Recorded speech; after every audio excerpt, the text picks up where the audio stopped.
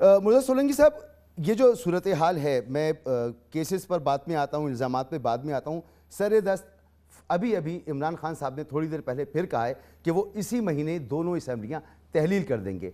परवेज़ इलाही और मोनिस इलाही भी कहते हैं कि इमरान खान जब कहेंगे हम असम्बलियाँ तहलील कर देंगे। असम्बलियाँ तहलील कर देने के बाद आपको नज़र आता है कि फौरी तौर पर इलेक्शन नागुज़ीर हो जाएंगे या और भी कोई राह निकल सकती है? देखें, मुझे अभी तक इस बात का यकीन नहीं है कि इमरान खान ने 26 नवंबर को रावलपिंडी में ये जो धमकी दी थी, इस पर वो अमल दरामद करवा सकते हैं। लेकिन उसके बावजूद ये धमकी दिए जा रहे हैं, तो फिर आखिरकार इसका क्या मकसद है? मेरे ख्याल में अभी तक वो ये जो धमकी दे रहे हैं, ये इसका मकसद शायर इस शेर में कहना ये चाहते कि मेरे साथ बातचीत करें, और शायद बातचीत किसी लेवल पर हो भी रही है कि किसी तरह से कोई मामला फहमी की जाए।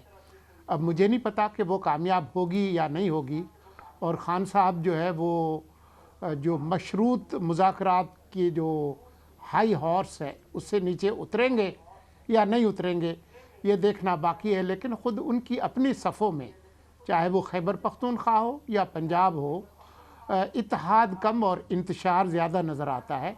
और ख़ुद ख़ान साहब भी इसको एक हद तक मानते हैं कि जी वो परवेज़ इलाही चाहते हैं कि असेंबली कुछ और चले। बैरिस्टर सेफ की बात आपने सुन ली होगी कि वो फरमाते हैं कि जी पहले हम क्यों, तो वो पहले आप वाली बात भी हो रही है कि पंजाब पहले कर ले। तो मेरा ख्याल नहीं है कि वो इस पर तैयार है। उनको पता है कि जिस फ़ौज की वो कमान कर रहे हैं वो फ़ौज मुतहद नहीं है। तो ज़्यादा इम्कानात इसी बात के हैं कि ये तमाम लोग इसी तनख्वाह पर काम करते रहेंगे, असम्बलियों की तहलील नहीं होगी। लेकिन अगर होती है तो सियासतदानों को इलेक्शन के लिए हर वक्त तैयार रहना चाहिए। और जिस तरीके से शुरू में हमने देखा था कि हुकूमत की तरफ से कुछ मिक्स किस्म के सिग्नल्स आ रहे थे, अब वो नहीं आ रहे, क्योंकि लंदन और लाहौर और इस्लामाबाद अब इस एक सफ़े पर हैं कि जो कटाकटी निकलना है वो निकल जाए, इलेक्शंस करवा दें। लेकिन ये इनको खुद देखना होगा। क्या इमरान खान साहब अगर असम्बलियां नहीं तोड़ते, सोलंकी साहब, अगर आपने जैसे कहा कि खदशा मौजूद है कि इसी पुरानी तनख्वाह पे ये लोग काम करते रहेंगे, पुरानी तनख्वाह पे काम करेंगे, तो इसका सियासी नुकसान कितना होगा? देखें, इस वक्त जो मुल्क के अंदर सियासत चल रही है ना, शख्सियत परस्ती की, और ख़ास तौर पर पीटीआई के अंदर, तो जो ब्रेन वाश्ड लोग हैं, जो हार्ड कोर है, वो ख़ान साहब कहेंगे दिन है तो वो कहेंगे दिन है। वो कहेंगे कि इस वक्त सख्त गर्मी है, जबकि बाहर जो है वो 10 डिग्री से कम टेम्परेचर है, तो वो कहेंगे बिल्कुल जी मुझे जो है वो एसी चलाने की ज़रूरत है। तो बात यह है कि जो लोग उस तरह से कमिटेड हैं शायद उन पे फ़र्क नहीं पड़ेगा, लेकिन सारे पाकिस्तान के 20-22 करोड़ लोग उस तरह से नहीं हैं। वो रैशनल लोग हैं, वो अपने मफादात को, अपनी सोच को और अकल को इस्तेमाल करते हैं। तो मैं नहीं समझता ख़ान साहब को बहुत ज़्यादा फ़ायदा होगा।